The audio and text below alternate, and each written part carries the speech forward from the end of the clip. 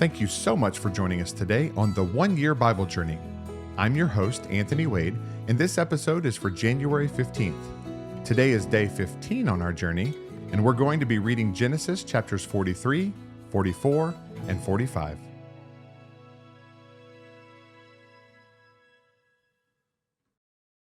Genesis chapter 43. Now the famine was severe in the land, and it came to pass when they had eaten up the grain which they had brought from Egypt, that their father said to them, "Go back, buy us a little food." But Judah spoke to him, saying, "The man solemnly warned us, saying, 'You shall not see my face unless your brother is with you. If you send our brother with us, we will go down and buy you food. But if you will not send him, we will not go down. For the man said to us, You shall not see my face unless your brother is with you.' And Israel said, 'Why did you deal so wrongfully with me as to tell the man whether you had still another brother?' But they said, 'The man asked us pointedly about ourselves and our family, saying, Is your father still alive? Have you another brother?' And we told him according to these words. Could we possibly have known that he would say, 'Bring your brother down'?" Then Judah said to Israel his father, "Send the lad with me, and we will arise and go, that we may live and not die, both we and you and also our little ones. I myself will be surety for him. From my hand you shall require him. If I do not bring him back to you and set him before you, then let me bear the blame forever. For if we had not lingered, surely by now we would have returned this second time." And their father Israel said to them, "If it must be so, then do this.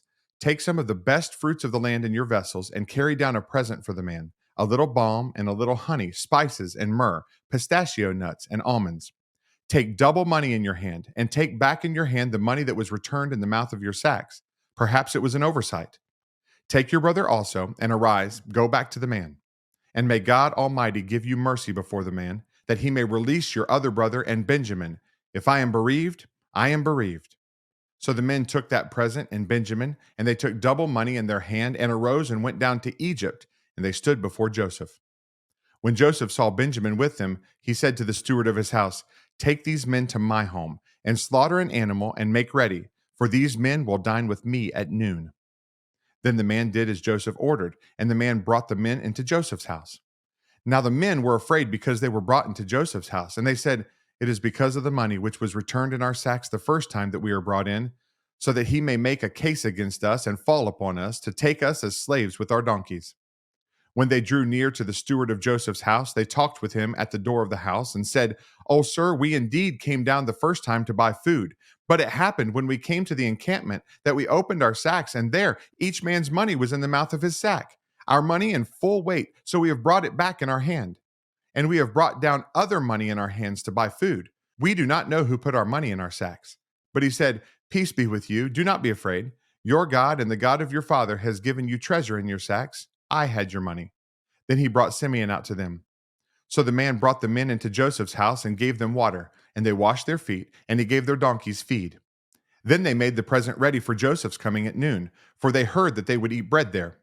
And when Joseph came home, they brought him the present which was in their hand into the house, and bowed down before him to the earth. Then he asked them about their well-being, and said, "Is your father well? The old man of whom you spoke, is he still alive?" And they answered, "Your servant, our father, is in good health. He is still alive." And they bowed their heads down and prostrated themselves. Then he lifted his eyes and saw his brother Benjamin, his mother's son, and said, "Is this your younger brother of whom you spoke to me?" And he said, "God be gracious to you, my son." Now his heart yearned for his brother. So Joseph made haste and sought somewhere to weep. And he went into his chamber and wept there. Then he washed his face and came out, and he restrained himself and said, "Serve the bread." So they set him a place by himself, and them by themselves, and the Egyptians who ate with him by themselves, because the Egyptians could not eat food with the Hebrews, for that is an abomination to the Egyptians. And they sat before him, the firstborn according to his birthright, and the youngest according to his youth. And the men looked in astonishment at one another. Then he took servings to them from before him, but Benjamin's serving was 5 times as much as any of theirs. So they drank and were merry with him. Genesis chapter 44. And he commanded the steward of his house, saying, "Fill the men's sacks with food, as much as they can carry, and put each man's money in the mouth of his sack. Also put my cup, the silver cup, in the mouth of the sack of the youngest, and his grain money." So he did according to the word that Joseph had spoken. As soon as the morning dawned, the men were sent away, they and their donkeys. When they had gone out of the city and were not yet far off, Joseph said to his steward, "Get up, follow the men, and when you overtake them, say to them, 'Why have you repaid evil for good? Is not this the one from which my Lord drinks, and with which he indeed practices divination? You have done evil in so doing.'" So he overtook them, and he spoke to them these same words. And they said to him, "Why does my Lord say these words? Far be it from us that your servants should do such a thing. Look, we brought back to you from the land of Canaan the money which we found in the mouth of our sacks. How then could we steal silver or gold from your Lord's house? With whomever of your servants it is found, let him die, and we also will be my Lord's slaves." And he said, "Now also let it be according to your words. He with whom it is found shall be my slave, and you shall be blameless." Then each man speedily let down his sack to the ground, and each opened his sack. So he searched, and began with the oldest, and left off with the youngest, and the cup was found in Benjamin's sack.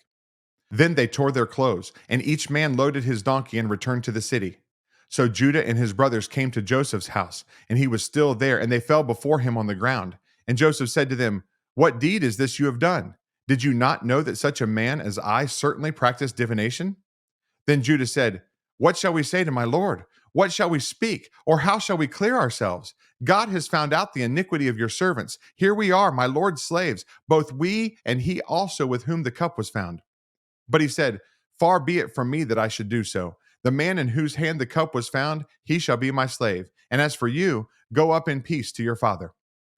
Then Judah came near to him and said, "Oh, my Lord, please let your servant speak a word in my Lord's hearing, and do not let your anger burn against your servant, for you are even like Pharaoh. My Lord asked his servant, saying, 'Have you a father or a brother?'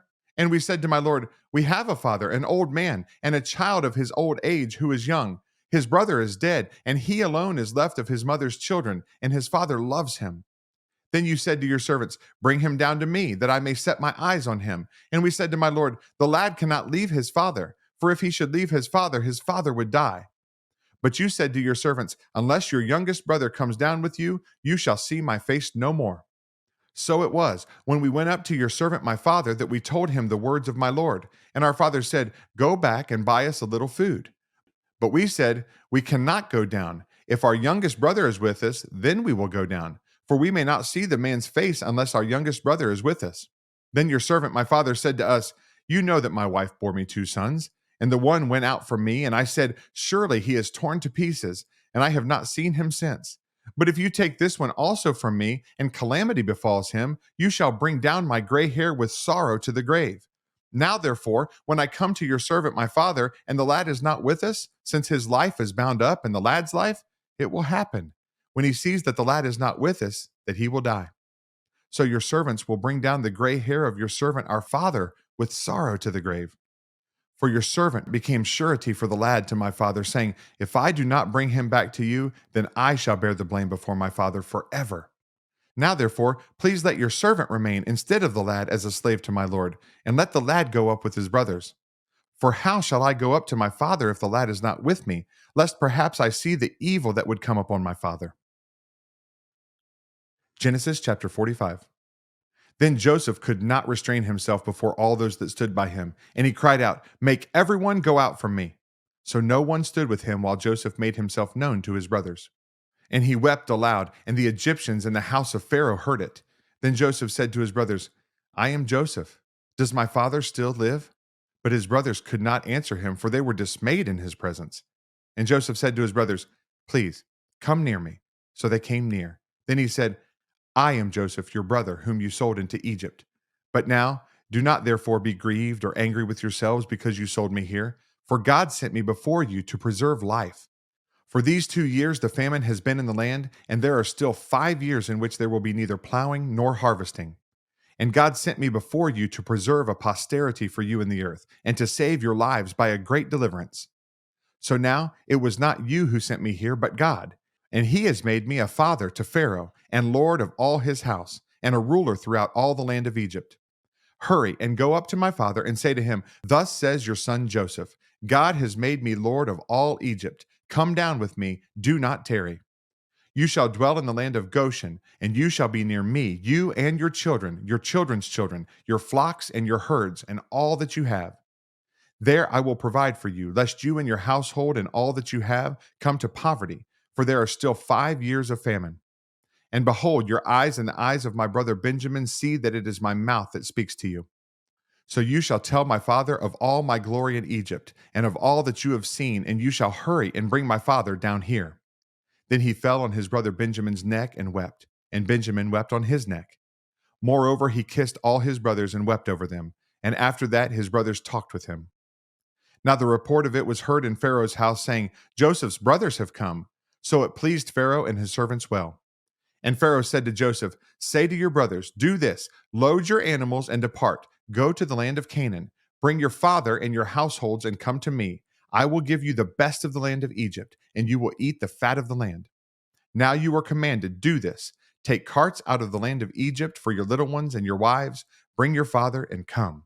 Also, do not be concerned about your goods, for the best of all the land of Egypt is yours."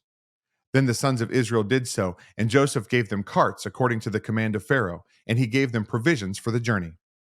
He gave to all of them, to each man, changes of garments, but to Benjamin he gave 300 pieces of silver and 5 changes of garments. And he sent to his father these things: 10 donkeys loaded with the good things of Egypt, and 10 female donkeys loaded with grain, bread, and food for his father for the journey.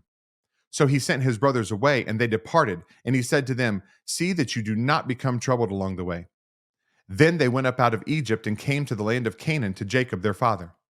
And they told him, saying, "Joseph is still alive, and he is governor over all the land of Egypt." And Jacob's heart stood still because he did not believe them. But when they told him all the words which Joseph had said to them, and when he saw the carts which Joseph had sent to carry him, the spirit of Jacob their father revived. Then Israel said, "It is enough. Joseph, my son, is still alive. I will go and see him before I die." Thanks again for joining us on this amazing journey through the Bible. For additional resources to help you grow in your walk of faith, please visit our website at anthonywade.org. Have a blessed day, and remember that Jesus is Lord and you are complete in Him.